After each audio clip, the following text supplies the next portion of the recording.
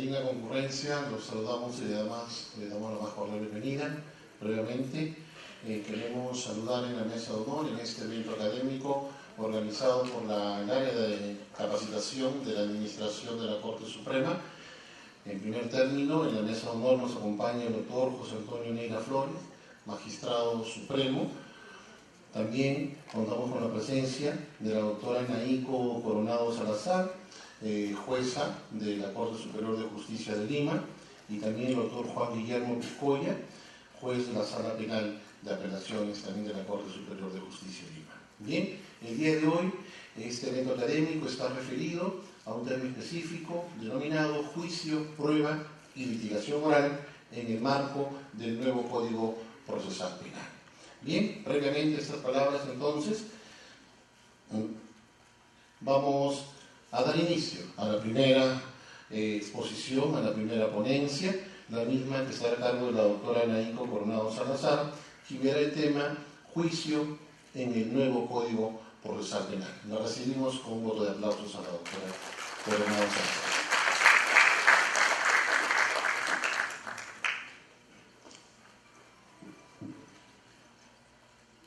Buenas tardes a todos los presentes, buenas noches ya creo.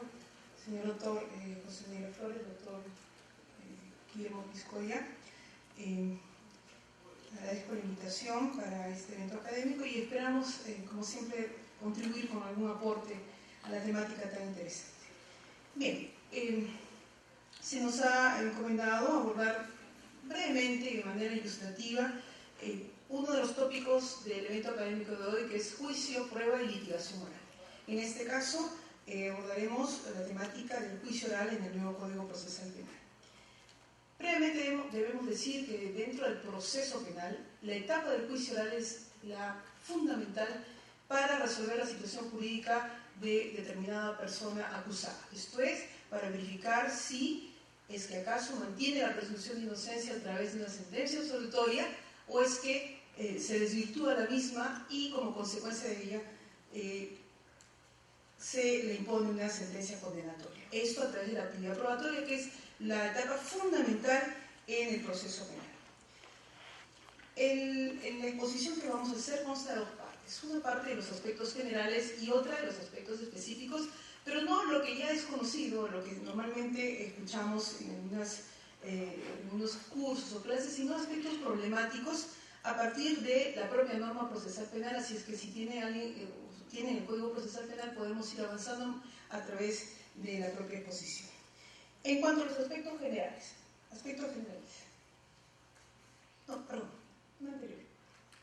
vamos a tener una visión breve, estática del juicio oral para poder desarrollar el tema, ¿no? Tenemos el juicio oral. Una vez que llega el expediente de la etapa intermedia, el juez emite la auto de citación al juicio y convoca a las partes para el juicio. La primera parte dentro de la audiencia es la identificación de las partes, esto es que estén abogado, fiscal, juez y, de ser el caso, actor civil. Una vez que están todas las partes, se instala el juicio correspondiente y se inicia propiamente con los alegatos de apertura. Esto es la presentación del caso por parte de los operadores. A continuación, el juez da una lectura de derechos al acusado, esto es el derecho a la presunción de inocencia, el derecho a ser oído, el derecho a defensa, la autodefensa material, entre otros. Y a continuación le hace la pregunta de si admite o no admite los cargos. Si el acusado admite los cargos, él se instaura la conclusión anticipada del juicio, con lo que termina a través de una sentencia de conformidad y se acaba el caso. Si el acusado dice no admito los cargos, el juicio continúa a través de la siguiente etapa, que es la etapa del ofrecimiento de prueba nueva. También regulada en la norma procesal, si hay ofrecimiento de nueva prueba, el juez califica admitiendo o no, y a continuación se inicia la etapa de la actuación probatoria, donde se actúa la prueba tanto testimonial, pericial, documental y también la declaración del acusado. Terminada esta etapa probatoria, pues se procede a los alegatos de clausura, la autodefensa material, que es la última palabra que tiene el acusado antes de emitir la sentencia, y se concluye con la lectura integral de sentencia. Es un breve esbozo de lo que corresponde a un juicio en el nuevo Código Procesal Penal. Pues bien, lo que vemos pintado de morado, alegatos de apertura, actuación probatoria y alegatos de cláusula, es básicamente donde se aplican las técnicas de litigación oral, que es otro tópico que va a ser abordado en esta sesión. Lo que está pintado de amarillo, derechos de acusado, preguntas sobre emisión de cargos y autodefensa material, es propiamente los actos procesales que realiza el acusado directamente con el juez. Vamos a los aspectos generales. Algunos puntos bastante interesantes, innovativos de este sistema, es respecto a quiénes son los sujetos intervinientes en juicio. Tenemos al juez, quien va a dirigir el juicio, el fiscal, la defensa y el acusado, que son los sujetos procesales principales en la instalación del juicio. Sin ellos, sin alguno de ellos, no puede instalarse el juicio. El actor civil también es un sujeto procesal importante, pero con cuya presencia o sin cuya presencia el juicio igual se instala. Otro interviniente en este nuevo Código Procesal Penal en juicio es el tercero civilmente responsable, que normalmente lo vemos en casos de delitos culposos, el propietario a veces de un vehículo, que también es emplazado desde la etapa intermedia como tercero civilmente responsable y acude a juicio con su abogado.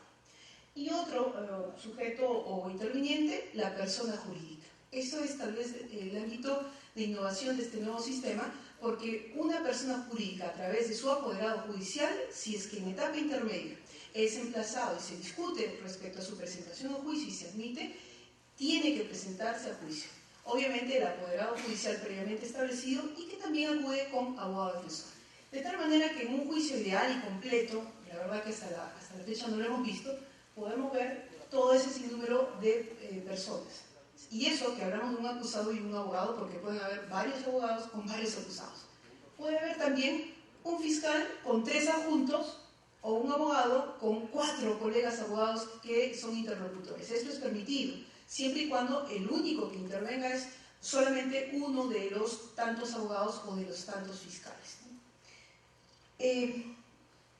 La distribución de roles es también importante. En este nuevo sistema, fiscal o abogado que no es minucioso, que no es hábil, que no está concentrado, que no capta en el aire las preguntas que un testigo o un acusado pueda estar señalando y solo se limita a preparar su interrogatorio en un papel previamente y a preguntar en un orden preestablecido sin estar en el momento bien atento, es un fiscal que no va a tener mucho aspecto positivo en los resultados de su trabajo. Entonces, acá se necesitan operadores que conozcan su caso, nos referimos al fiscal y al abogado, que estén preparados, que se encuentren hábiles y atentos a cualquier información que en el aire pueda surgir. Nos referimos a que en el propio declaración de un testigo pueda decir algo que no lo dijo en declaración previa. El operador tiene que estar atento, apuntar y formular las preguntas o preparar lo que tenga preestablecido. Asimismo, el juez también tiene una particularidad. No es un juez pasivo, impávido, un tercero imparcial que no dice absolutamente nada. Este sistema requiere jueces proactivos, que mantengan su imparcialidad. ¿Por qué? Porque estos jueces, o el juez del nuevo sistema en un juicio, no solamente va a controlar las objeciones, no solamente va a emitir resoluciones orales, no solamente va a observar cómo es que se desenvuelve un acusado, un testigo, un perito, sino que también va a registrar la información.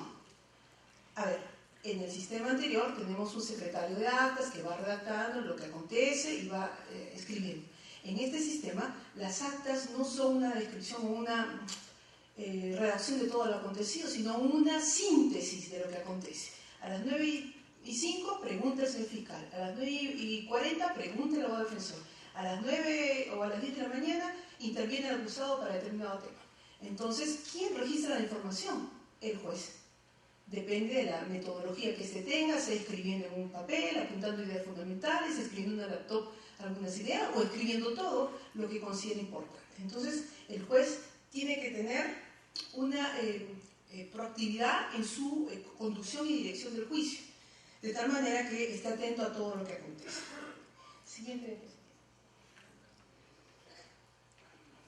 Veamos una conclusión de principios procesales. Sabemos que los pilares del juicio, del juzgamiento son 4, ¿no? El principio de publicidad, inmediación, contradicción y oralidad, que es fundamental. Si hacemos una conclusión de estos principios procesales, por ejemplo, como notas características o diferenciadoras, de la participación de un juez en este juicio del nuevo Código Procesal Penal es, por ejemplo, la resolución de incidencias. Instalado un juicio, cualquier parte puede pedir alguna solicitud de nulidad, plantear una nulidad, pedir el desalojo a la audiencia del acusado porque está portándose mal o está perturbando el juicio. La parte lo solicita y el juez está obligado a resolver de manera oral e inmediata. Tal vez a los inicios del sistema algún juez vamos a suspender 5 minutos o otro vamos a suspender 30 minutos. Difícilmente vemos que alguien suspenda para el día siguiente para resolver una incidencia tan pequeña, pero al inicio cuesta realmente y poco a poco con la práctica el tema será mucho más viable. Inmediatamente planteado, se escuchan las partes, la oposición seguramente de la otra parte, el juez recaba esa información y hace una resolución que puede ser pequeña, con un solo, atendiendo a la solicitud del señor fiscal sobre este tema y habiéndose fundamentado de esta manera y con la oposición de la defensa, resolvemos considerando, conforme al artículo tal, que eso es procedente y no por estas razones por lo que se resuelve el punto, ¿no? El sentido. O alguien puede ser tal vez más, y puede extenderse más, y hace toda una resolución oral, ¿no? Visto el presente juicio, conforme a la petición de nueva prueba planteada por el señor fiscal, con la oposición de la defensa y atendiendo que como fundamento de su petición es la admisión de un memorándum número tal con el que señala se permitirá aprobar determinado aspecto. Y teniéndose la oposición de la defensa, el juzgado debe resolver y considerar, primero, hay que hacerlo así, el artículo 373 señala que la nueva prueba que se configura de tal manera, etc. Segundo, entonces, va desarrollando hasta la parte resolutiva. Son resoluciones orales más extensas que implican mayor habilidad, pero que en la práctica pues hay que ver aspectos en los que hay que resolverse con mayor profundidad y otros con menor contenido. En la presentación de escritos.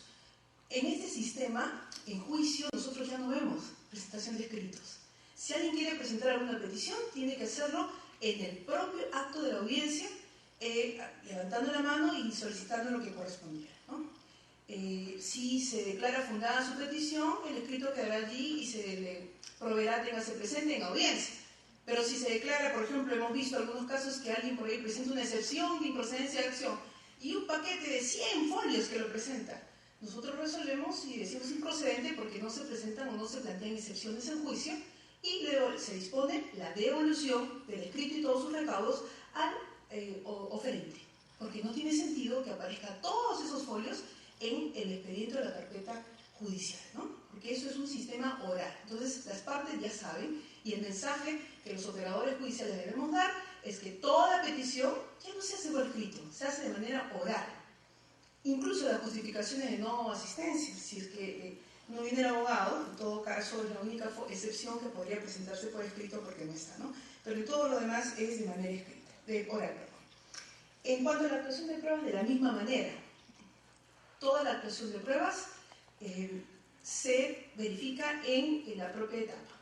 Esto es, lo que diga el testigo, lo que diga el perito, el juez va recaudando la información. Lo que hay en un documento, hay que oralizar correctamente un documento. Si un documento tiene fecha, contenido y firma, y yo, fiscal, me olvido de decir quién firmó y es alguien importante, el juez podrá acceder al momento de resolver, a verificar el expediente judicial e incorporar ese dato. No, porque es una garantía de todas las partes que lo que se resuelva sea propiamente lo que se ha actuado en juicio. Y hay que realizar para eso correctamente un documento con la información que uno considera importante. Y de la misma manera en la resolución del caso. Este sistema lo que propulsa es que el juez resuelva no viendo un expediente, sino recordando o verificando los audios o videos. En Lima tenemos registro de toda la audiencia de audio y video. A nivel nacional solo se tiene registro mayormente por video. De tal manera que terminan las audiencias y la parte con un CD o con un CD se lleva todo lo acontecido en la audiencia. Acá ya no hay el tema de que el juez tenga que resolver verificando un expediente. Eso es lo ideal. Obviamente que en la práctica es posible que algún juez en nuestro país pueda ver esos temas seguramente para salvar algún dato que seguramente se haya pasado, pero lo ideal es no hacerlo. Y les aseguro que en la práctica es posible hacerlo de acuerdo a la actividad probatoria, a lo que se ha recaudado de la propia audiencia, de tal manera que si un testigo nos dijo A, B y C en juicio y yo, juez, invoco en mi sentencia, en la valoración probatoria A, B, C y D y F que encontré una manifestación policial, estoy exponiendo mi sentencia a una nulidad, porque eso no ha sido actuado. Y cualquier defensa, minuciosa por cierto, podría decir, esta información no entró a juicio, por tanto, pido la nulidad. Y seguramente la Sala Superior de la segunda instancia puede, por ese tema, si es que es sumamente relevante e incide en el resultado, podría declarar nulidad. Siguiente, por favor. Vayamos a aspectos específicos del juicio. Les traemos unos 8 temas puntuales que nos interesa compartirlos porque son temas que salen de la práctica judicial y que están conectados con el Código Procesal Penal. Primero, acreditación de las partes. Si para la instalación del juicio oral se presentan todas las partes menos el actor civil, vemos ahí la gráfica, juez, acusado, abogado, fiscal, no hay actor civil, quien está, por cierto, debidamente emplazado. ¿Cuáles son los efectos de dicha inconcurrencia? Acá tenemos un serio problema a nivel nacional. La norma nos dice que el fiscal asume la legitimidad de la acción penal, obviamente, y también de la acción civil, en el artículo 11.1. Pero cuando se presente el actor civil, el fiscal cesa la legitimidad de la acción civil. Esto es que recae ahora en el actor civil. Él es el que pelea y lucha por la pretensión civil que se logre una reparación civil. Entonces, el 359.7 nos dice, cuando el actor civil no se presente a juicio, el juez debe declarar el abandono del actor civil. Esto es, señor actor civil, usted no vino, X razones tendrá, no hay justificación, abandono del actor civil. Y acá viene el problema. ¿Qué hacer? ¿Qué hacen los jueces o qué debe hacer el juez si la norma procesal penal no nos dice que el fiscal reasumirá la acción civil una vez que sea declarado el abandono del actor civil? Algunos jueces en el país lo que hacen es decirle al señor fiscal, no hay actor civil, hay acá parte agraviada, usted reasuma la legitimidad civil y por tanto, por lo menos declarativamente pido y sustenta la reparación civil que va a querer o pretender al final del juicio. Otros jueces en el país, según esta interpretación, este tema que todavía es discutible, dicen no, si se declaró el abandono del actor civil y este actor civil presentó pruebas en etapa intermedia, testigos, y ahora no viene, ¿por qué vamos a asumirle o agregarle al fiscal que aparte del tema penal aborde o asuma el tema de la actuación de pruebas del actor civil que por negligencia o por X razones no se presentó a juicio? Este es un tema discutible. Algunos, por ejemplo, en el sistema de anticorrupción de Lima, del cual soy parte, vemos actores civiles que representan al Estado a través de la Procuraduría Pública Anticorrupción y que presentan una serie de pruebas testimonial, serie de prueba documental y que ciertamente nos hace verificar que si no hay actor civil, abandona el actor civil, al fiscal no le asignamos esa labor y se obtienen sentencias netamente penales por el tema de la diferenciación entre la pretensión penal y la pretensión civil. Esto es posible ciertamente por el tema de que son personas jurídicas y es un tema patrimonial, pero el problema es cuando veamos un tema de múltiples agraviados donde se constituye en parte en actor civil el esposo de la difunta, Oxisa, y tiene varios hijos, y se abandona, se declara el abandono del actor civil. La pregunta es, ¿dejaremos a esos niños sin reparación civil? Es un tema discutible, aún no podemos tener una respuesta clara. Podríamos dividir entre personas jurídicas y personas naturales si es que es el agraviado. Podríamos ver un tema de bienes disponibles como el patrimonio frente a bienes indisponibles como la vida, la libertad.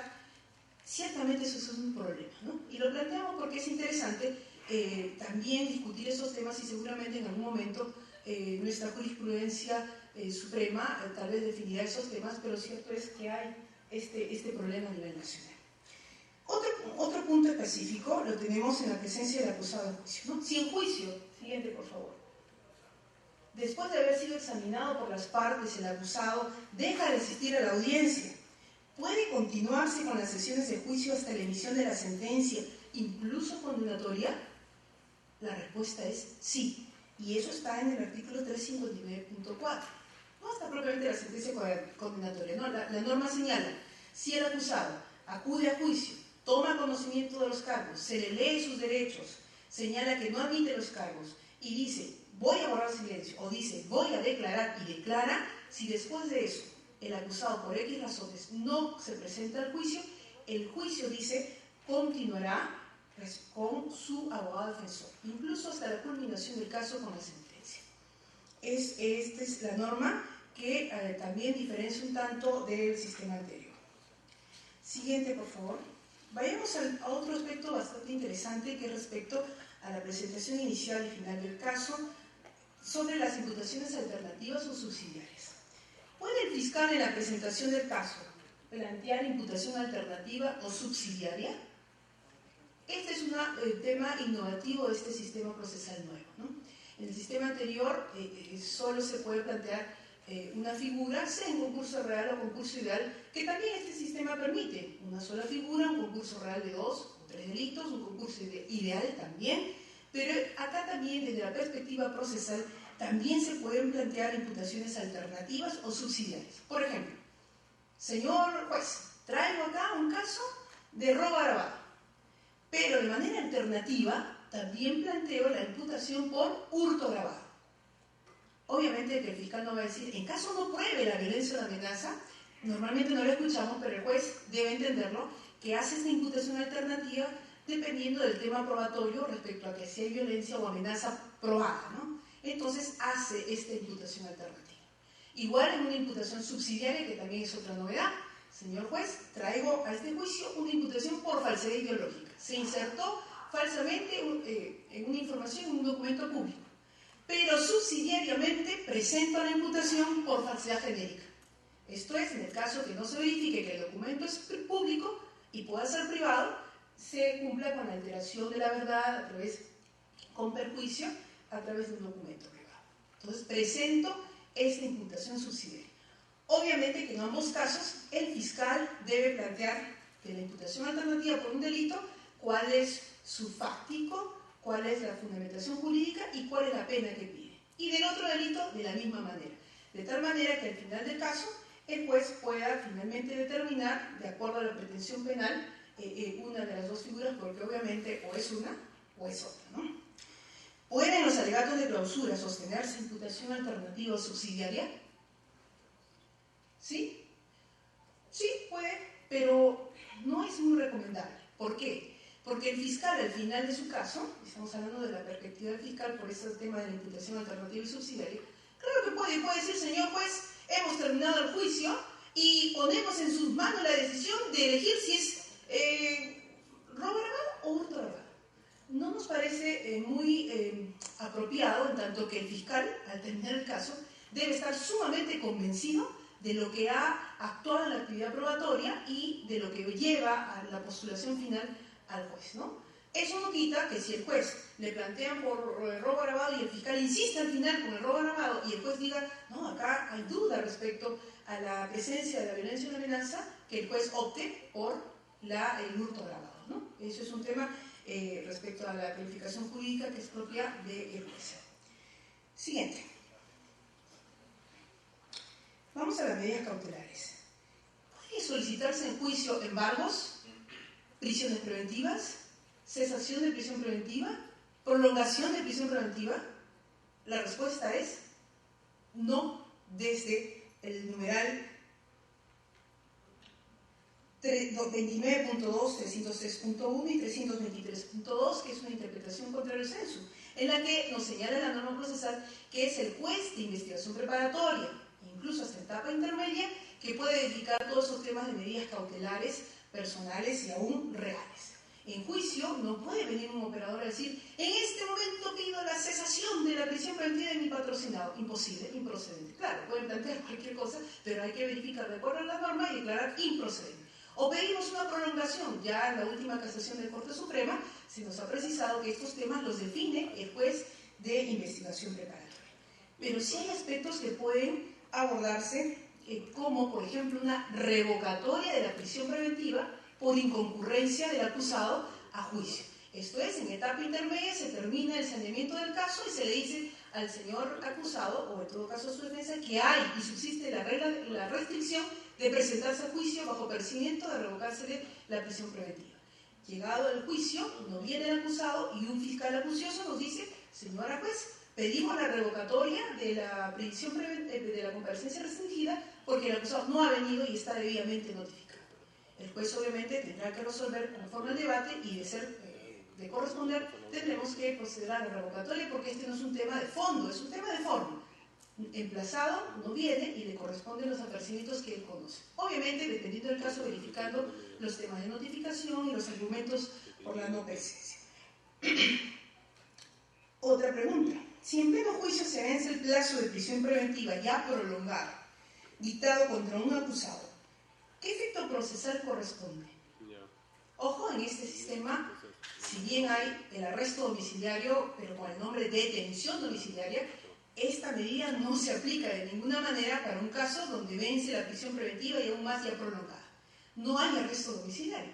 Lo único que corresponde, conforme al artículo 273, es disponer la libertad inmediata del acusado. Oiga, pero ¿cómo es esto? Es una violación de menor. ¿Cómo le va a dar libertad?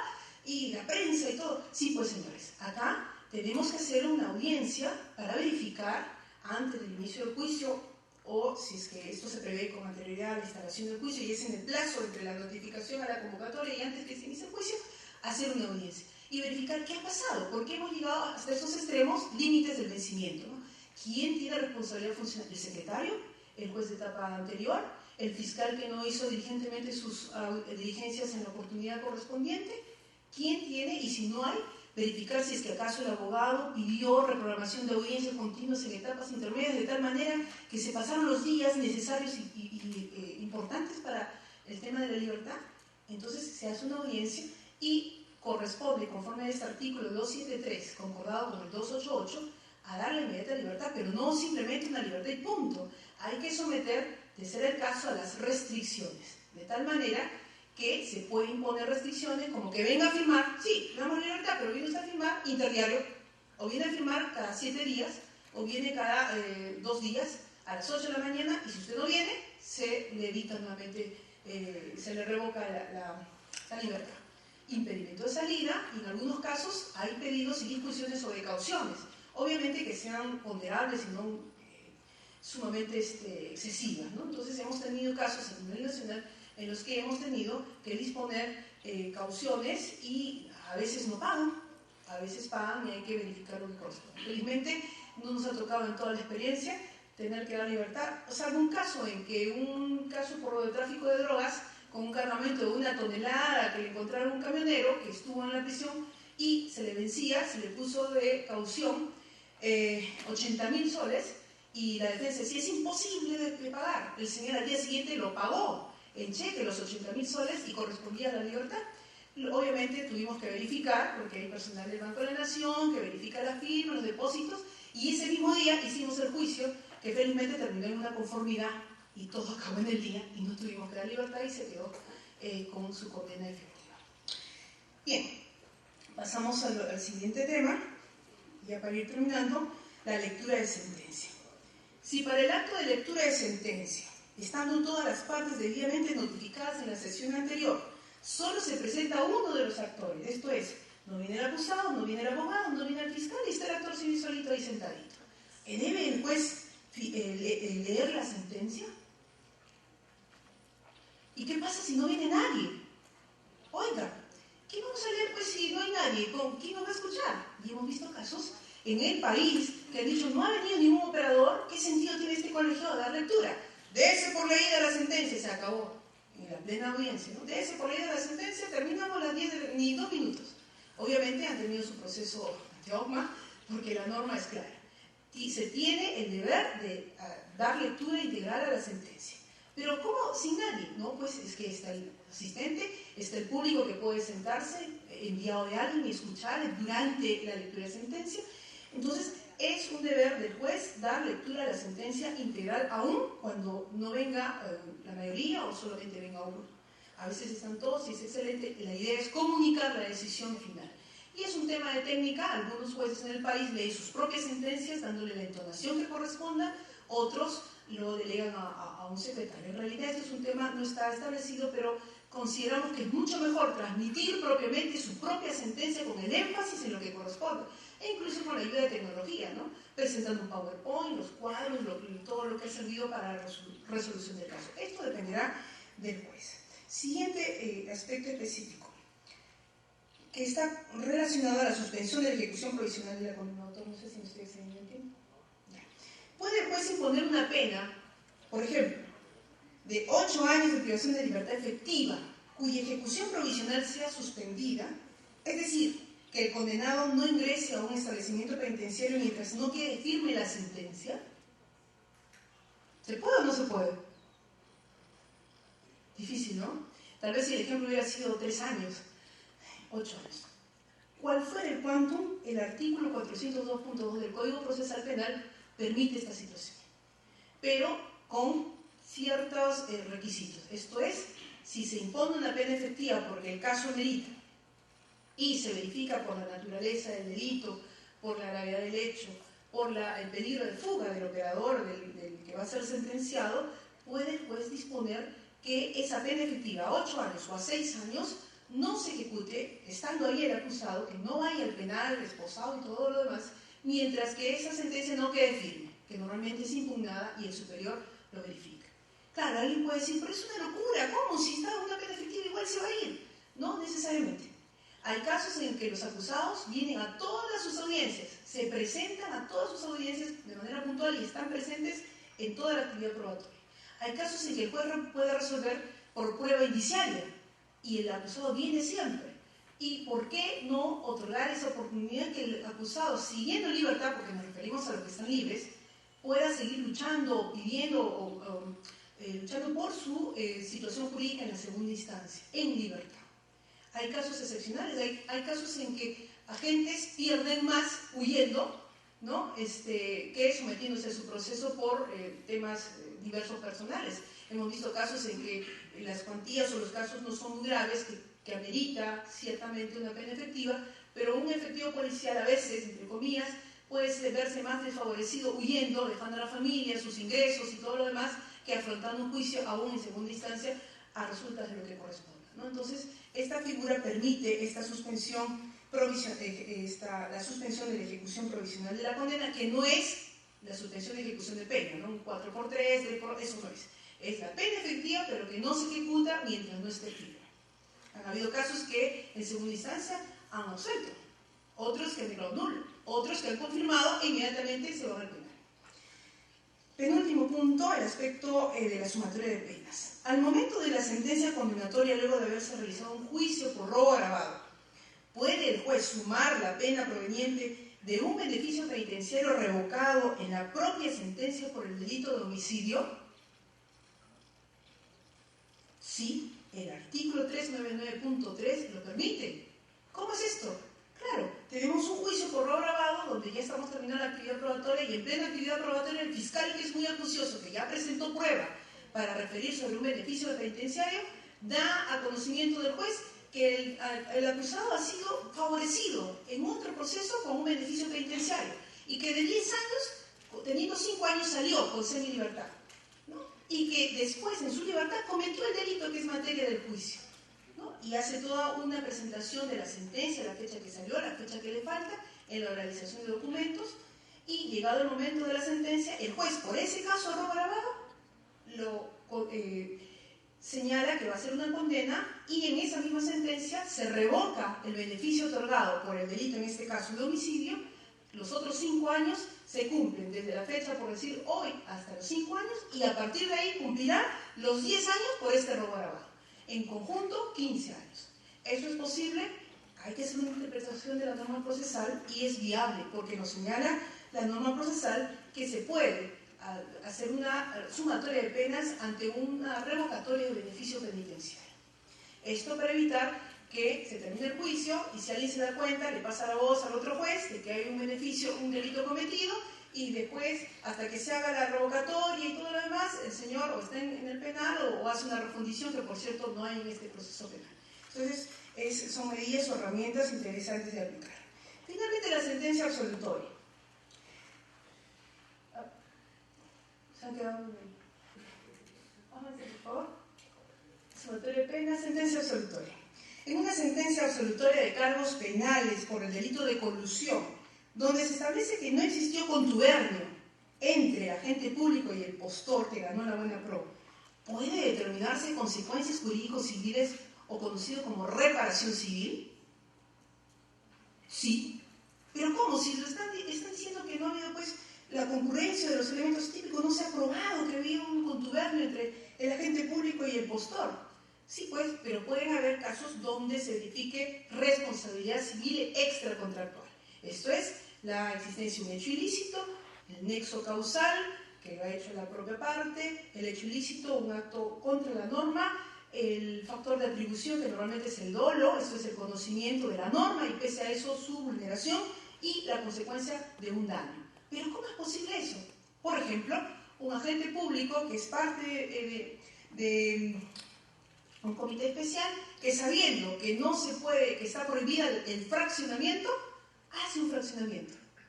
Y en juicio se verifica y se prueba que hay fraccionamiento. Y el juez dice, sí, pues ese es un elemento indiciario de bastante peso, pero es el único que tenemos y no podemos condenar con un solo elemento indiciario. Corresponde su absolución, pero por esta infracción de la norma y por este tema funcional, con la concurrencia de los elementos de responsabilidad extracontractual, debe, ha causado un daño y debe reparar ese daño por haber procedido con un fraccionamiento que era prohibido por ley y que era propio de su conocimiento. No estamos hablando de una irregularidad menor, sino de un tema fundamental de su labor. Por tanto, se absuelve, por duda y suficiencia de pruebas, lo que corresponda, y se determina que pague los 10.000 o 20.000 soles de esa buena pro que fue otorgada indebidamente. Y eso hacemos en la continuidad de nuestras funciones respecto a sentencias absolutorias. Solamente queremos señalar que del 100%, por ejemplo, en un juzgado unipersonal de casos, el 75% termina con reparación civil, sea con condena o con absolución. Y solo el 25% termina con absoluciones sin reparación civil. De tal manera que el mayor porcentaje o el mayor efecto productivo en los juicios normalmente los obtiene el actor civil, que con condena o con absolución normalmente se está determinando reparaciones civiles que están siendo confirmadas, y no sé si estos temas están llegando a Sala Suprema. Esto es una visión muy genérica de aspectos puntuales, innovativos, novedosos, problemáticos, que están en construcción en nuestro sistema, que está en proceso y que seguramente con el tiempo se irán afinando o acaso corrigiendo. Muchas gracias.